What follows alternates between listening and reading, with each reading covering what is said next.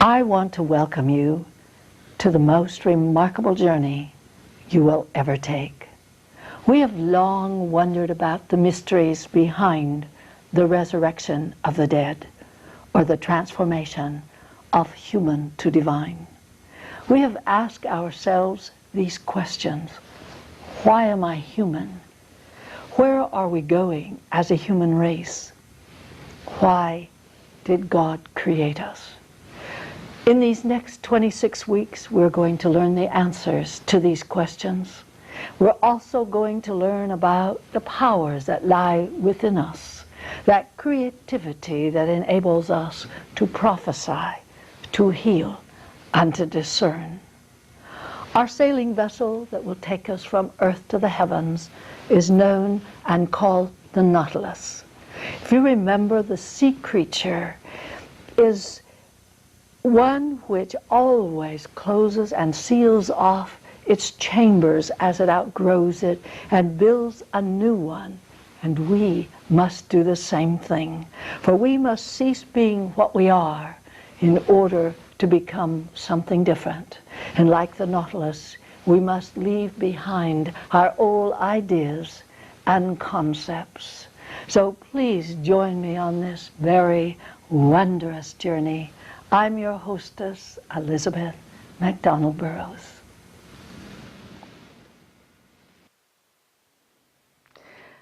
Welcome to another journey into the world of initiation aboard the Nautilus, which will take us from earth to heaven.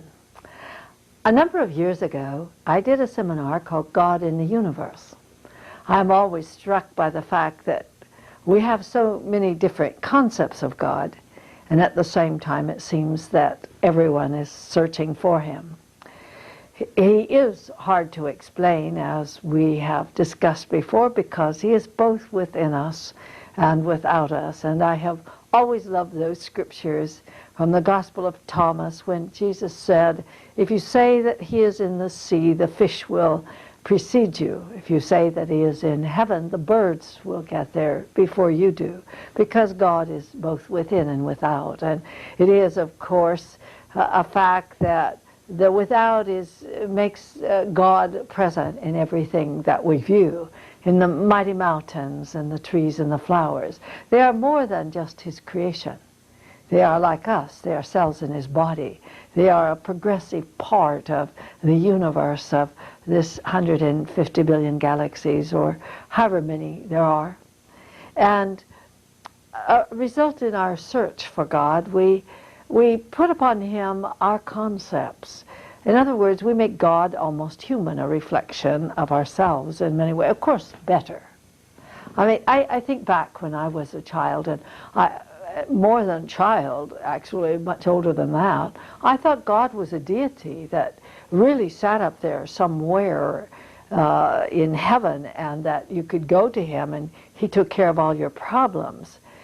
It never dawned on me that he had to answer the prayers of 6 billion people here on earth alone, let alone that he is responsible for every planet and every sun in our vast universe. And so how would it be possible for such a consciousness to answer the prayers of every single individual if he did not live inside of them? So I try to explain to the students that that part of God that is in us is kind of like the telephone line to the whole.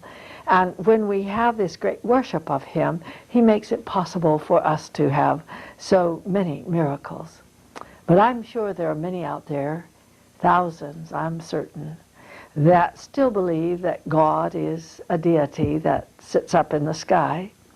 Many believe that their masters are God. And in a sense, that is true, in that we are all an aspect of God. We are all part of God. And we have all been brought into being by him. The difference, of course, between ourselves and the term, quote, masters, is that they have raised the dead. They have raised this divine spark in them. They have come and entered into the consciousness of God, which then possesses them, as we so carefully have outlined through so many of the courses that we have taught here, that period, they passed through that process known as the resurrection of the dead and conquered their attachments for earth and their earthly desires. And in exchange, this has freed them from the bondage of earth and released them so that they would not have to incarnate again into the world of matter. So that's the only thing that differentiates a master from you and I, or from at least from most of us, is that they have accomplished that particular step. So in this seminar of God and the Universe, which I once gave to my students, I stumbled across a Life magazine.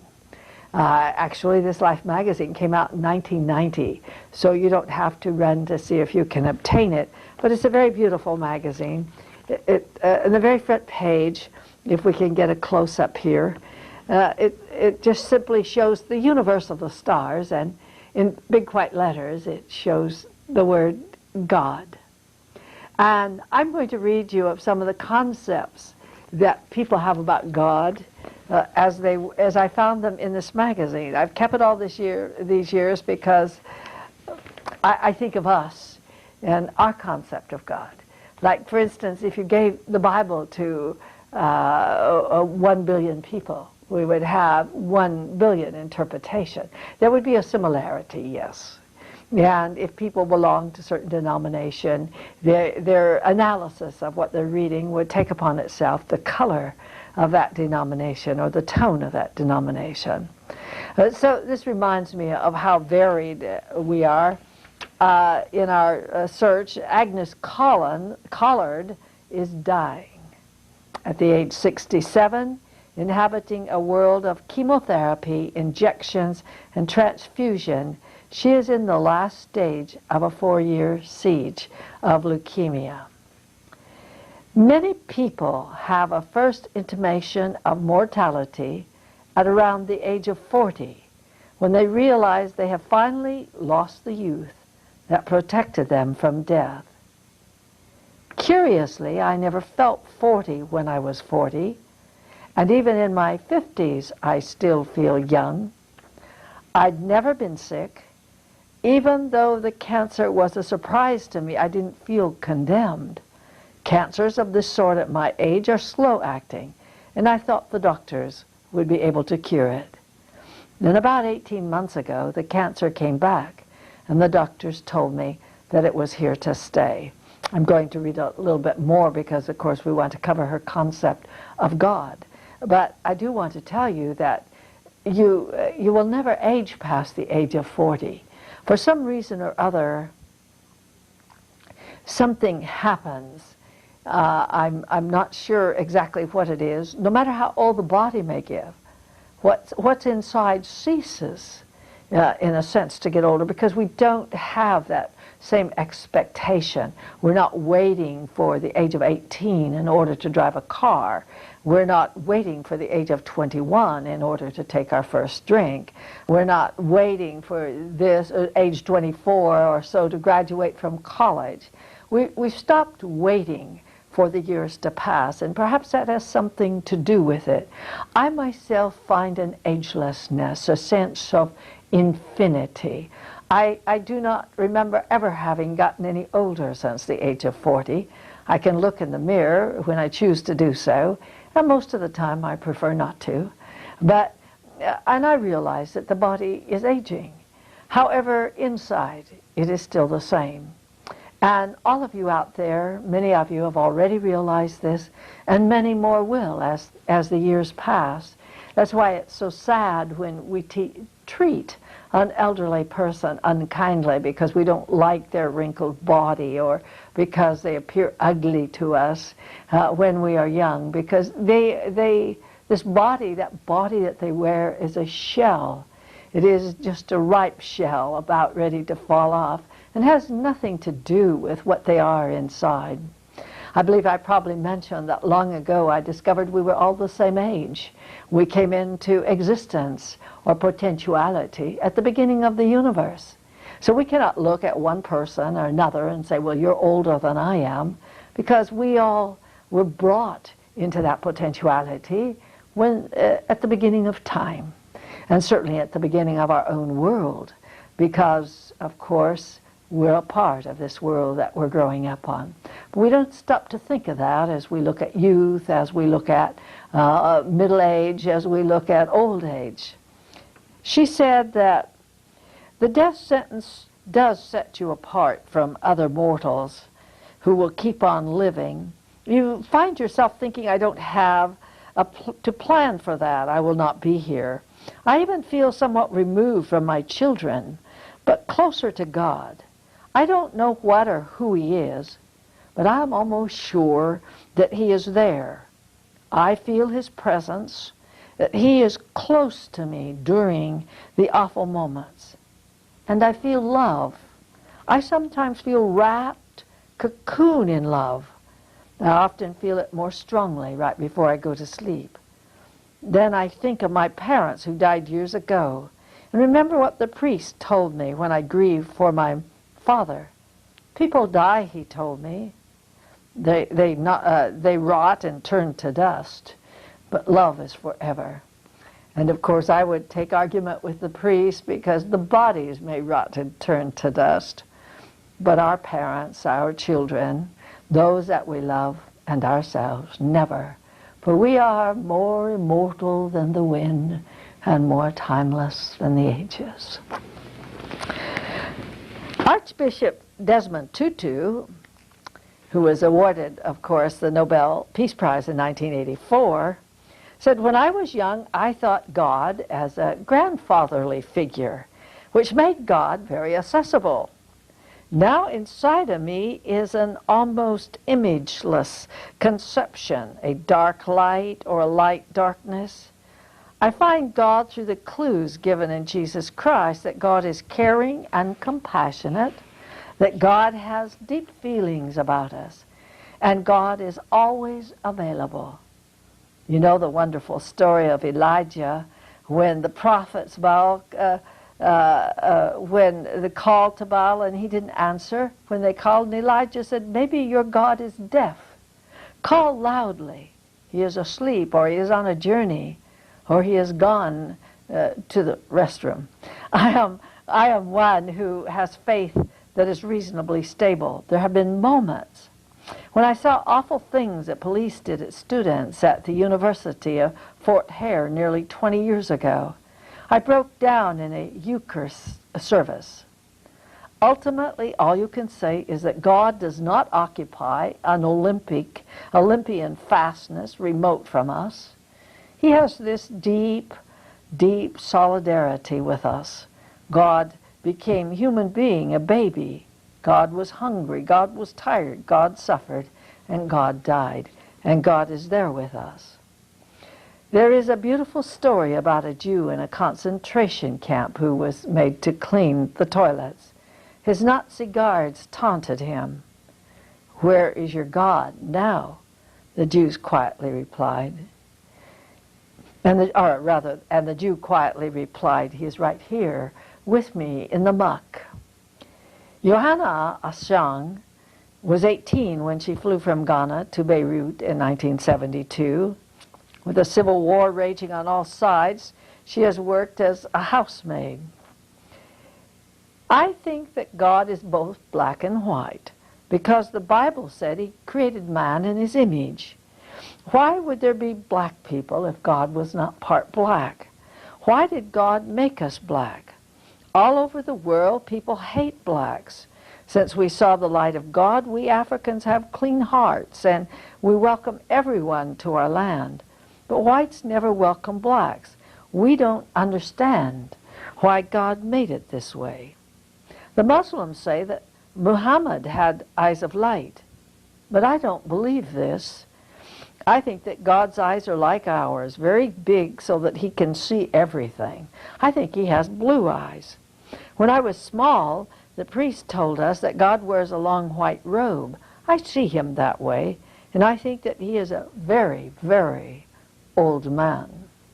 And interestingly enough, in my beginning, my search for God in the very beginning, when I could not conceive such a universal God and the vastness of what He really is, I too perceived him as very old and very wise, and long white robes, and almost a golden sun for a head. That was the way he first came to me.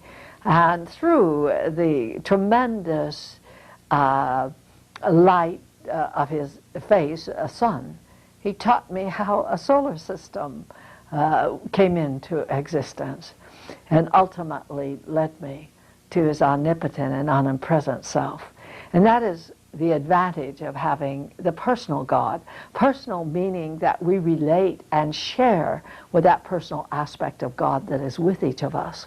And therein lies the secret to your relationship with God, is that if you want to learn to perceive Him in everything and to be with Him wherever and whenever, then you must seek first the personal relationship and let Him take you into oneness with the universe of the stars. She said, one night last year while they were shelling, I thought, God, let me see how my death is coming.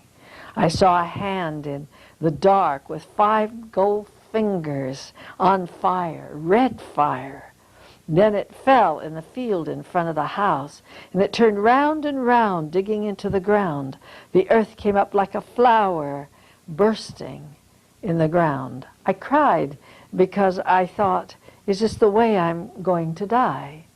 And yet how beautiful that He should reflect death as indeed the birth of a beautiful flower.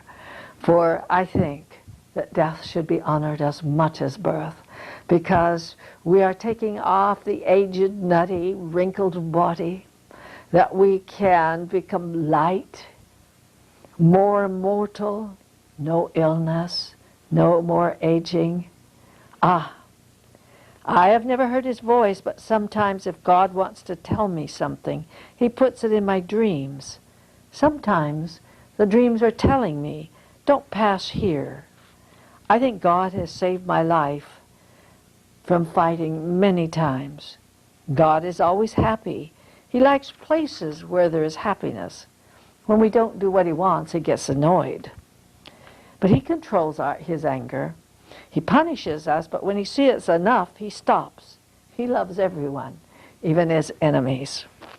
And of course, we know that the God of the universe does not have passions such as anger and hatred. It is only that He has established by the movement of His cosmic plan such a perfect law of cause and effect that we just don't get away with anything. That if we do something wrong, we're going to have to reap the consequences of that action someday, someplace, sometime. So it seems as if God may single us out from time to time and punish us because we've been bad, but it is our own action which brought to us the reaction, because it is contrary to the movement of cosmic order or the movement of God's plan. David B., 28, the legitimate son of a French tobacconist, began to steal when he was 13 and is now in the 4th year of a 21-year sentence for murdering a man during an armed holdup. I didn't set out to kill him, but I did so in cold blood when it seemed necessary. I didn't give it another thought at the time. I thought that I would shrug it off the way I had successfully ignored all my other crimes. But I soon discovered that a man who commits murder sets himself apart from all other human beings for the rest of his life. One day I woke and felt that I had been permanently stained by my act. The feeling grew strong, and I was almost relieved to be caught. The feeling of horror, of disgust, of shame grew. I consulted a priest in prison. He gave me a Bible, and as I began to read, I was somewhat comforted. Not initially by a sense of God's forgiveness, but by the conviction that He was present. The sense of separation I felt suggested the existence of a being who was offended, who cared enough for me to be ashamed for me. I came to belief through guilt. What most impresses me now is the mercy of God, His refusal to be shocked by anything I do. The God I know is a knowing and forgiving God. He can forgive all the more because he's nobody's fool. I still feel guilty, but I feel calm and serene in my guilt. I can face it because I know that I'm not alone in the universe.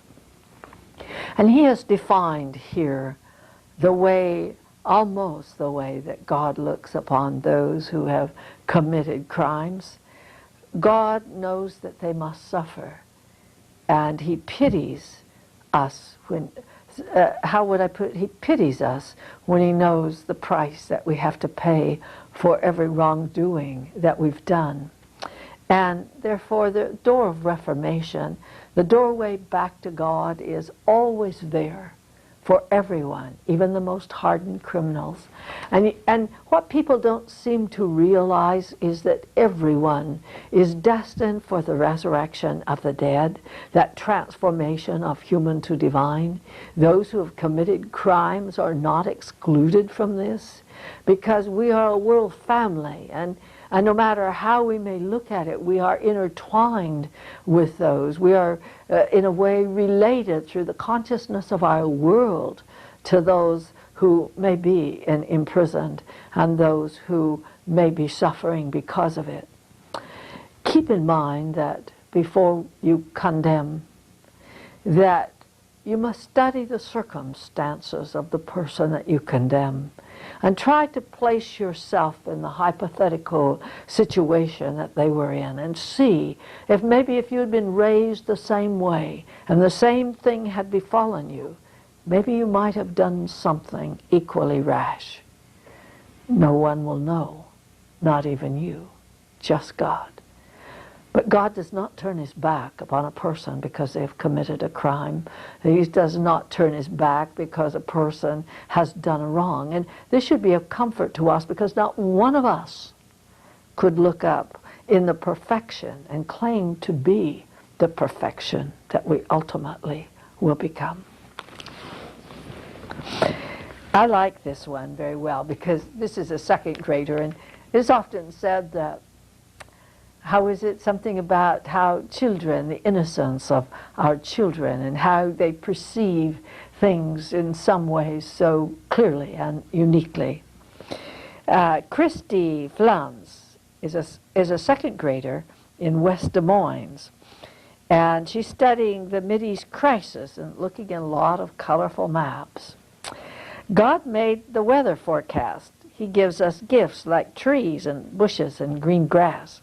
But one gift he gives us that I don't like, that there might be a war, but they might not have it. I hope they don't. They want to sell gas really high in the little country, besides it doesn't want to. It's probably the country that's yellow's problem.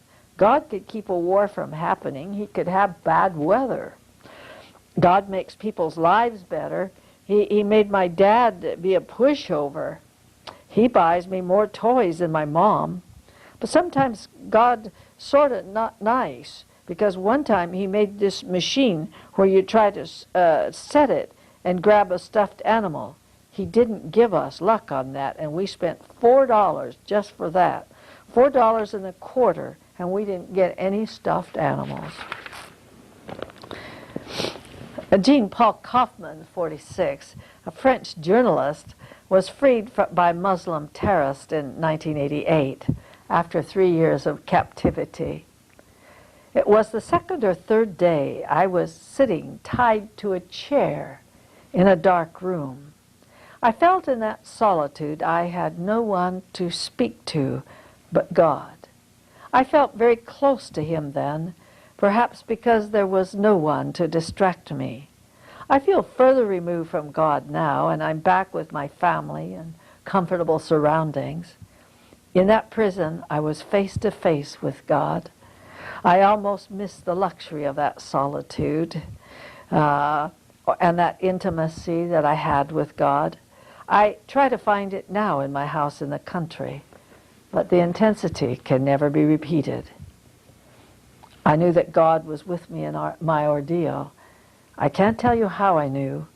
I just did. I felt that he would protect me. I avoided the opportunistic trade of favors. I'll do this for you if you do that for me. I just said to him, let your will be done. I took ironic pleasure in the fact that my jailers were praying just as hard as I was to a different God. But I admire Islam's submission to divine authority. God is a mystery. We cannot understand him or our plans. The problem with life today is that few people ever have to confront death. As a hostage, I was confronted with it daily, so the fear wore off. The guards used to hold guns against our heads. We would provoke them. Go on, you cowards, shoot. They never did. Suffering like that burns away all impurities that separates one from honest contemplation of God and oneself. I don't feel God in church, so I don't go. I have lost the intimacy with God, but I had it once, and once you experience God, you are forever changed. I always kind of answer that by saying that God is this very wondrous consciousness that keeps us enthralled and entranced forever. We chase after him all the time, and once in a while he allows us to touch his honored feet.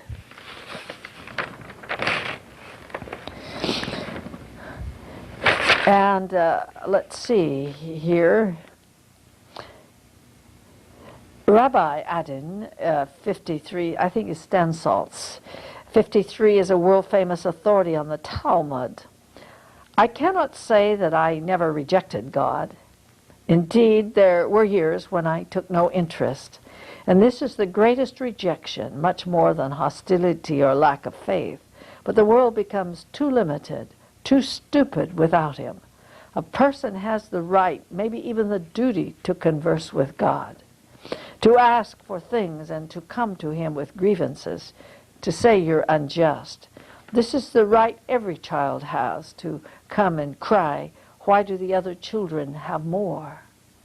Man is permitted to complain with him, but it is impossible to judge him.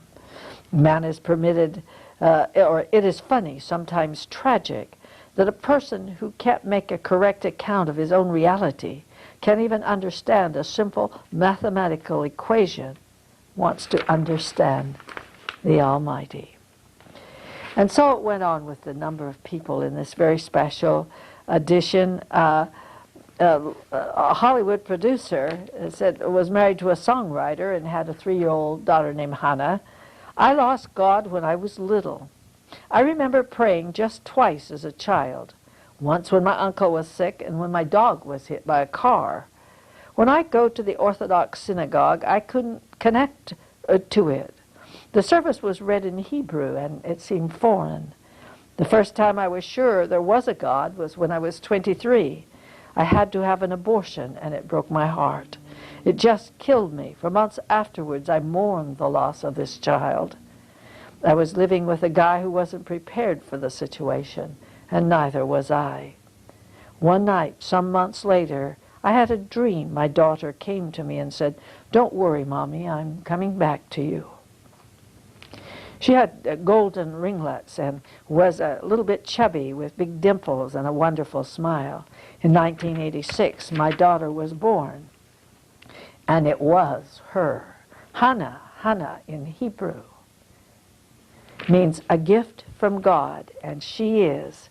She came back to me. I really believe in this. So I do believe in a God, but I don't know how to be a Jew. I don't even know what my soul is. I can't make a connection to God. It's a hopeless feeling that I'm all on my own. It's been that way for 20 years.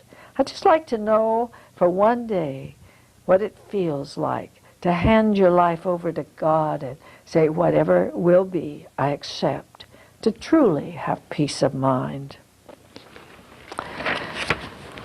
Well, anyway, there are many more that is found in this Who is God in this Life magazine, and I hope you enjoyed that interlude, because certainly we did when we had the seminar God in the Universe. We ended last week with a discussion on the Emerald Tablet of Hermes.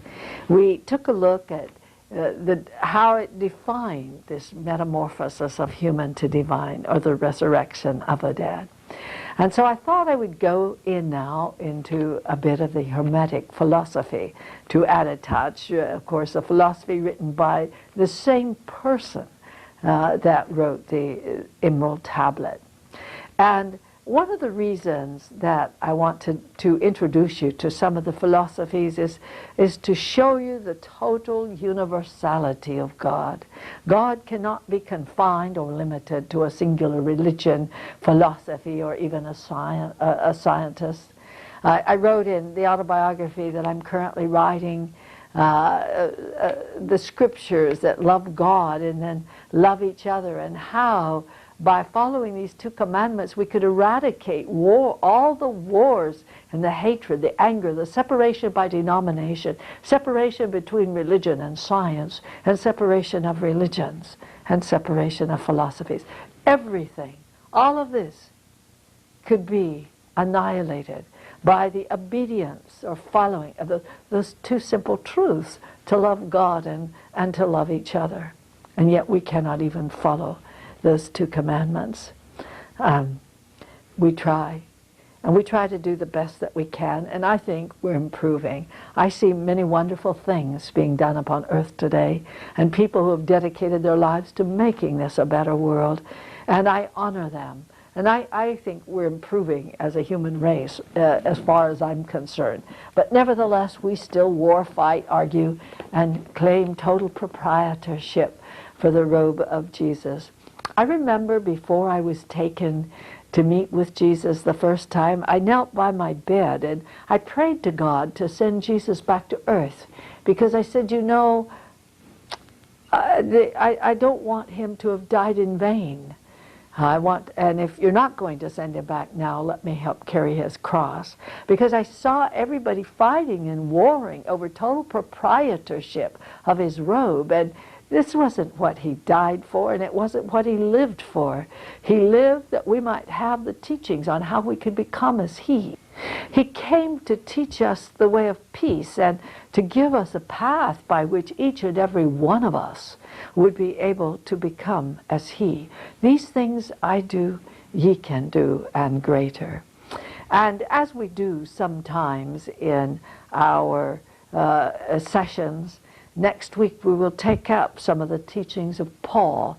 We will take them direct from the Bible and show you how there can be the difference in interpretation between the literal church and between the esoteric or the hidden teachings, because Paul was one of those that entered into the resurrection of the dead, and he was also one of those people that the early part, when he was still part Saul and less of Paul, some of the things that he said at that time were not things that were really valid when it comes to unity with God. And so many people follow Paul that it seems important that they understand that he was going through this transformational change, and that 20 years or 14 years later, he was a much different Paul than he was in the early years of his teaching. But he had raised this divine spark from the moment that he hit his illumination on the road to Damascus. From that point on, he began the long process of the dark night of the soul. So we might like to take a look at some of Paul's teaching, where he tries to teach us the process by which we also can reach that stage. But for right now, I want to go into some of the Hermetic philosophy. Again, to state that I want to show you the universality, that the truth has always existed throughout the ages. It is not going to change. They were able to define or to take man to oneness with God 6,000 years ago, long before Hermes walked upon earth, or Moses, or Muhammad, or Jesus.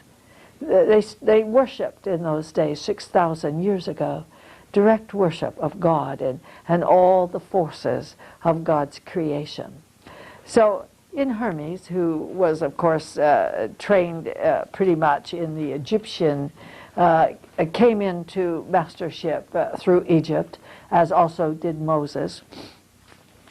He left a writing that is exquisite. And I'm picking out some of the phraseology that we might look at. And he's talking to his son Tat, because Tat is his Tat being his son. Hermes is trying to teach him and teach him the way of God. This is perhaps not the most exciting chapter in the sense that on the following or subsequent chapter he teaches the divine Pymander. And the divine Pymander, of course, is that great light in us, which was then born in Hermes, and how when the divine Pymander appeared to him in as he really was, how overwhelming it was. But I decided instead that I would prefer to teach some of the Divine Pymander, the book The Divine Pymander by Hermes. It said, "For this only, O son, is the way to truth, which our forefathers travailed in, and by which, making their journey, they at length attained to the good. It is a venerable way and plain, but hard and difficult for the soul to go in, that is in a body. For first it must war against itself." We've talked about this in the dark night of the soul. We've talked about it in the great Armageddon battle, which takes place as human and divine fight within the parameters of the soul, as the divine nature strives for supremacy. And so at first it must war against its own self, and after much strife and dissension it must be overcome by one part. For the contention is of one against two. While it flies away, they strive to hold and detain it. And of course we must surrender divine or human will to divine will. That part of us, which is the great part of us, that part which is God, shall live and reign supreme. But the victory of both is not alike. For the one hasteth to that which is good, and the other is a neighbor to those things which are evil. And try to keep in mind that evil is a connotation that we have used, that we strikes a note of horror within us, if I may put it that way. Evil means violation of that which kills life. It is evil to eat cake simply because it injures and hurts life. We're all going to eat it. But what I'm saying is evil is opposite to life, anything that destroys life. So if we don't get enough sunlight, enough water, enough air, if we don't meditate, if we don't study, if we don't use our mind, all of these things are violations of natural and cosmic law. And we feel, and causes us to have this sense of separateness from God. So it is simply saying it's more natural for us to follow that path of the human way, which has these desires, which is tempted by the delights of the outside world. And that which is good desireth to be set at liberty, but the things that are evil love bondage and slavery. And I don't know that we could say, oh, I am imprisoned into the human body, and so therefore I love it. It is that we love the things of this world. Nice homes, nice cars, yachts, rich food. This is what he's speaking of. And if these two parts be overcome, they become quiet and are content to accept it as a ruler. But if one be overcome of the two, it is by them led and carried to be punished by its being in continuance there. Meaning that if the divine power, this first realize this personal aspect of God, must come into a unitive state with the soul, then they shall abide peacefully under the one God, because that part of God, or the Christ in us, unites us with God of the whole. This is, O Son, the guide in the way that leads thither, for thou must first forsake the body before thy end, and get the victory of this contention and strifeful life, and when thou hast overcome, return. And of course, when we have overcome this, we go on underneath the direction of this great light to serve the good of mankind and to do what we can to make this a better world. We do not follow the contentious life that we had led before the day of our enlightenment. But now, son, I will by heads run through the things that are. Understood thou what I say, and remember what thou hearest. And in this sense, he now tells us some of the things that we should realize in our as our commonality and oneness with the universe. All things are moved, only that which is not is immovable. And what he's saying, that there is a power behind everything that moves it, but that everything, but only that which is not movable, meaning that God is not movable. His plan in its forward thrust creates creation, and from it all things move. But God does not move. He said every body is changeable, not every body is dissolvable. Some bodies are dissolvable. And so that sounds almost a contradiction here, but it is saying that when we wear this human body, it changes. But it is saying that that part of us that's in this, not every body is dissolvable, meaning that part that is in us, that immortal and eternal self, it cannot be dissolved. And so it is said some bodies are dissolvable. We know that ours, this human body, goes into decay and disappears, leaving last the mere skeleton of what we once were. Said every living being is not mortal, and not every living thing is immortal. By this he is saying that we live in embodiment, and not every human that we meet is immortal. They are, and yet not everybody is immortal. This means that there are some people who have raised this divine spark, such as those great forerunners before us, people such as Jesus and Buddha and Plato and like this. And I'm careful when I say this, because you know most of the world will not allow others to be like Jesus. To them, Jesus is the only one that could have been in such a path of redemption. And I will say that I have not read or studied a master who was greater than Jesus. But I will say that this divine spark and this resurrection of the dead, many have passed through it, many before the time of Jesus, and many since then. So it is saying that not every living thing, that every living thing is not mortal, some is immortal. That which may be dissolved is also corruptible. So it's saying this body which changes and can dissolve is corruptible. And it said that which abides always is unchangeable. That which exists forever.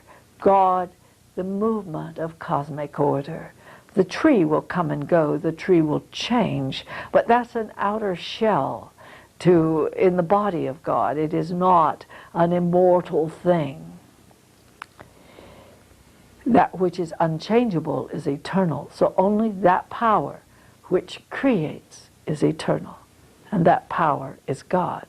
For that reason, and having this divine spark in us, we can say there is a part of us that is eternal and immortal, that goes and will last beyond the winds and the mountains and the trees and the flowers, which will live forever.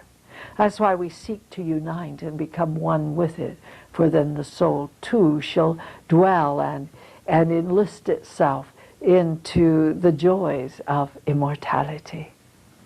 There is a sense of infinity as one begins to approach this unitive state with this indwelling spark. There is a sense of agelessness, timelessness, as though the feeling, just literally a knowing that we live forever. That which is always made is corrupted. That means we don't make anything which is not corruptible. And corruptible means anything that will not change or be destroyed or die. I mean, our furniture wears out, we make it, our automobiles wear out, our bodies wear out. So everything that is made is corruptible. And that which is made but once is never corrupted, neither becomes any other thing. So the creation and that divine plan is created once. It is incorruptible, and it cannot become any other thing. God cannot become something else. That divine part in us must also, which is made in the image of God, must also be unable to become any other thing than it is supposed to. And I think that's one of the remarkable things as we start this inner search to determine that what we are and what we're supposed to be. Because when this plan was formatted, and you've heard me say this before, but when this plan was originally formatted and we were a part of the potentiality of the manifestation of that plan, then God instilled in us a pattern that belongs only to us. And that as we grew and changed, we would fulfill that pattern, meaning we would fulfill that seed of greatness. And we cannot become any other thing other than what we're supposed to be, other than what we were designed to be. And that may seem like an absence of free will, which brings terror into the hearts of those that are going to be very independent and do things their way. But it shouldn't, because we will find that the greatness that we always wanted to be, the dream that is probably closest to our heart, and I say probably, I suppose that that someone could have a dream that wasn't really a part of the divine plan, but for most part that thing that you want to be more than anything else in the world is what you're supposed to be. Because God designed it so that we would love what we would be. We would love creation, because are we not our own creators in that sense? You see, as this part of us which is God grows and changes, we are creating. Collectively we created this world. And in the process we're creating ourselves constantly, making ourselves new, because we are a part of this. And so that's what's so exciting, is that when we discover it, and when that time has come and culminated, we'll find that we love being what we're supposed to be. And first God, secondly the world, and the third man. By this is saying that thou would worship God the first, and then next you would relate in harmony to the world itself, and then last would come yourself. And that's almost the same rule I've always taught my students. First, always to worship God. Second, to study only about Him, or to give to the world that knowledge. And the third is that we must also develop ourselves. Of the soul, that part which is sensible is mortal, and that part which is reasonable is immortal. That part of us which is here in the embodiment, that is the mortal part, and that's what we call sensible, being able to eat and to drink and to abide by the conscious, the dictates of the conscious mind. But beyond that is a knowledge, a mind, a consciousness that is so much greater. And so that is what causes us to have the ability to reason and to think. That part is immortal. And are we not glad that it is immortal? Because just think about where you are at this moment of time and see if you're satisfied with being there. I think each and every one of us would answer that we're not satisfied where we are now. We want to be something more than what we are. We want to give something more than what we can give at this moment of time, because there's something in us that keeps driving us to fulfill our part of the divine plan. Every essence is immortal, meaning that part in us is immortal. And every essence is unchangeable, and that part in us cannot be changed. It will give us life We may change bodies, but it will still be that same essence working through the body, giving us life no matter where we go, whether we are in embodiment, out of embodiment, whether we are born in birth or die in death. Still, that part goes with us. And if you can just form that connection with this wondrous power that surrounds you and is in you, then you will never again feel that you are born alone, and you will not fear death, because you know that you won't die alone. And you also know that even when the body goes, there is a whole world of discovery that we do not remember. The world that we live in between our lives, the world which is really our home, while this remains only the changeable schoolroom of learning. Ah, what wonders we have ahead of us as a human race. Everything that is double. In other words, divine and earth a reflection, the changing mortal world a reflection. That which is divine, the body, the consciousness in the body. Those two, that makes it double. None of the things that are stand still. Everything is changing. And I really thank God for that, because I think of the world in the hands of man, and with our current level of consciousness, how wars would continue, hatreds would continue, and this is not a part of God. So I'm so very, very glad that everything is moving, and that we cannot be tomorrow what we are today. We'll be different tomorrow. It may not be much different. It may be almost unrecognizable. But we will be different. And our day will not be exactly the same. Not all things are moved by a soul, but everything that is moved by a soul. It is simply saying God, who creates this movement of cosmic order, does not have a soul behind him that pushes him to create. He is the soul which creates, but he moves everything through our vast universe of the stars. Everything that suffers is sensible, and everything that is sensible suffers. So everything here in the mortal world, we suffer. We suffer because we have a corporeal body, and that it is that's just the way things are, because we wear these bodies out and they become old and they become tired when we have used them, and we throw them away just like we throw a suit of clothes away. And so while we're here on earth, we suffer, or we can look at that suffering instead as being a means, a tool, a way of life by which we can learn, so that one day there will not be double anymore, that we will be one, and as a result of this, free of the embodiment, of re-entry into embodiment. Not everything that joyeth is also sad, but is an eternal living thing. So not everything is happy, and yet that which creates us brought us into being through love and joy and happiness. Next week we'll be going back 6,000 years to look at our utilization of the ancient powers, that we might have life made better for all of us. Thank you.